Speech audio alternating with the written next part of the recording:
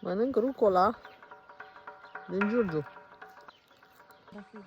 Trandafiri, deci antitumoral, oameni buni, trandafirul, voi ați știut că eu n-am știut. Mușețel. Îl culegem să facem dulceață. Pătrunjel, roșiuțele care au înflorit. Spanac, nu știu cum. Spanac de malambar. Auzi aici. Ăsta roșiatic și avem și spanac normal. Mușețelul adevărat, care nu-i poluat. Rucola. Rucola, auziți, rucola autohtonă. Oameni buni. Ce e asta? Rucola. Ia vezi. Rucola, auziți. Leuștean. O să fie struguri. Extraordinar. Lavandă pentru oțet de lavandă, ați auzit așa ceva?